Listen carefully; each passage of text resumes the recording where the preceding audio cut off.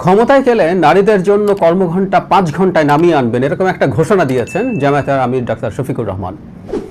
খুবই বিজায়ার একটা ঘোষণা বলবো। উনি আমেরিকায় আছেন, সেখানে একটা বক্তৃতা করেছেন, সবাই ফটোকার্ডটা শেয়ার করছেন। এই বক্তৃতাটা শুনলাম, উনি কি বলেছেন আবারও বলছি, খুবই লজিক্যাল এবং বিজায়ার একটা প্রতিশ্রুতি বলতে পারি দিয়েছেন তিনি।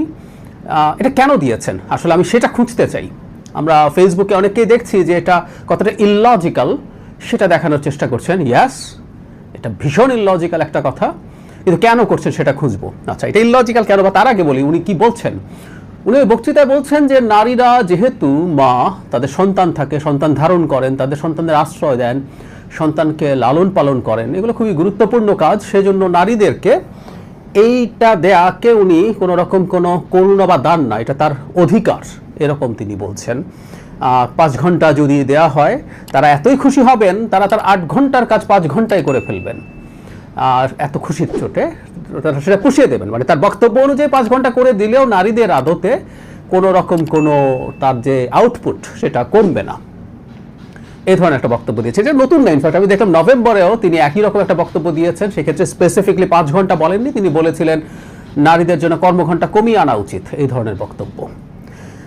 এখন যুক্তিগুলোর কথা বলি, ওনার এটা সমস্যাটা কোন কোন জায়গায়। একটা হচ্ছে এটা একটা ডিসক্রিমিনেশন, পুরুষের জন্য 8 ঘন্টা, নারীর জন্য 5 ঘন্টা, এটা একই রকম কাজ করে পুরুষ আর নারী সমান বেতন পাবে। অবশ্য জনাব শফিক বলছেন 5 ঘন্টায় সে 8 ঘন্টার কাজ করে ফেলবে, তাহলে সব পুরুষরাও বলবে ভাই আমি 5 ঘন্টায় 8 ঘন্টার কাজ করে ফেলবো। সত্যিকার অর্থে 8 ঘন্টার দায়িত্ব 5 ঘন্টায় করে যেতে পারে, যেতে চাইবে, এরকম পুরুষ পাওয়া যাবে, তো তারাও তাই চাইবেন।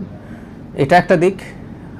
দ্বিতীয় দিক যেটা, সেটা হচ্ছে 5 ঘন্টায় নামিয়ে আনায় বেতন কি কমানো হবে? জনাব শফিকের বক্তব্য শুনে মনে হলো বেতন কমানো হবে না, এটা তিনি বলছেন। কারণটা খুব সোজা, যে তিনি বলছেন 5 ঘন্টাতেই তারা 8 ঘন্টার কাজ করে ফেলবেন, তো বেতন কমানো হচ্ছে না, এটা তিনি জানালেন। এখন সবচেয়ে বড় ঝুঁকিপূর্ণ যে জায়গাটা, সেটা হচ্ছে এসে ধরে নিলাম জামাত ক্ষমতায় আসলো এবং এসে তারা এই নিয়মটা করলো, তখন আসলে দেখা যাবে নারীদেরকে চাকুরিতেই নেওয়া হচ্ছে না, কারণ তাকে 5 ঘন্টা পর ছেড়ে দিতে হয়। কাগজে কলমে ইন্টারভিউতে ডাকা হবে, কেউ লিখে দেবেন না যে এখানে মানে নারী ছাড়া কেউ অ্যাপ্লাই করতে পারবেন না। যেমন ইসলামী ব্যাংক বা জামায়াত ইসলামের বিভিন্ন প্রতিষ্ঠানে তো লিখে দেয় না যেখানে জামায়াত ছাড়া কেউ অ্যাপ্লাই করতে পারবেন না, কিন্তু দিনের শেষে রিক্রুট করা হয় জামায়াত এবং শিবিরের ট্রেস দেখে দেখে। এটা ওপেন সিক্রেট, এবং সেটা তারা এই প্রতিষ্ঠানগুলো তারা এটাকে তৈরি করেছেন বলে গর্বও করেন। তো এই একইভাবেই হবে, থাকবে, এবং দেখা যাবে নারী কর্মীদেরকে আর কেউ নিচ্ছে না, কারণ ওকে 5 ঘন্টা চাকরি করে ছেড়ে দিতে হয়। এমনকি নারীর যে ম্যাটারনিটি লিভ, সেই কারণেও কোনো কোনো প্রতিষ্ঠান তার এই 6 মাস ম্যাটারনিটি লিভ দিতে হবে, এটা ভেবেও নারীদেরকে রিক্রুট করতে নানাভাবে চিন্তা করে। এই হচ্ছে পরিস্থিতি। সেখানে 5 ঘন্টা হলে এমপ্লয়াররা তাদেরকে নেবেন, নারীদেরকে আরো বেশি সরিয়ে দেওয়া হবে চাকরি থেকে, এতে কোনো সন্দেহ নাই। কিন্তু যে কথাটা বললাম, এটা খুব সাদা চোখেই বোঝা যায়, খুবই ইললজিক্যাল, উদ্ভট একটা প্রতিশ্রুতি, কিন্তু জামায়াতের আমির এটা দিয়েছেন। তিনি মোটেও এত বোকা মানুষ নন, বা এই দলটা মোটেও এত বোকা নয় যে তারা এই ধরনের একটা হাস্যকর দাবি সামনে আনবে, হাস্যকর প্রতিশ্রুতি সামনে আনবে। আমার কাছে মনে হয় এটা আসলে তারা বিএনপিকে বিপদে ফেলার জন্য করছেন। মাঠে জামায়াতে ইসলামী অদ্ভুত এবং উদ্ভট কতগুলো দাবি নিয়ে নামবেন, নির্বাচন দাবি বলছি বারবার, প্রতিশ্রুতি নিয়ে নামবেন মাঠে, প্রতিশ্রুতি দেবেন, ইশতেহারে আনবেন, যেগুলো কোনোভাবেই বাংলাদেশে এটাকে কার্যকর করা যাবে না। কার্যকর করা না গেলেও উনি এটা বলবেন, এতে বিএনপি চাপে পড়বে, বিএনপিকেও একই ধরনের কথা বলতে হবে। অথবা বিএনপি যদি না বলে যে নারীদের 5 ঘন্টা চাকরি সময় করে দেব, বিএনপি যদি এটা না বলে, তুলনা করবে, দেখেন আমরা ক্ষমতা আসলে কিন্তু এটা করব, বিএনপি এটা করছে না। এতে খুব শিক্ষিত সচেতন নারী ছাড়া এটার ফাঁকিটা বোঝা কঠিন হবে। বিশেষ করে শ্রমজীবী যে নারীরা আছে, আমরা যদি স্পেসিফিকলি বলি গার্মেন্টে যে নারীরা কাজ করেন, তাদের কাছে জামাতের লোকজন, ওদের তো নারীরা ঘরে ঘরে গিয়ে বলবে যে আপনার কিন্তু চাকরি 5 ঘন্টা হয়ে যাবে, তো তারা মোটিভেটেড হয়ে ভোটও বাড়বে, প্লাস বিএনপির সাথে এই তুলনা চলতে থাকবে।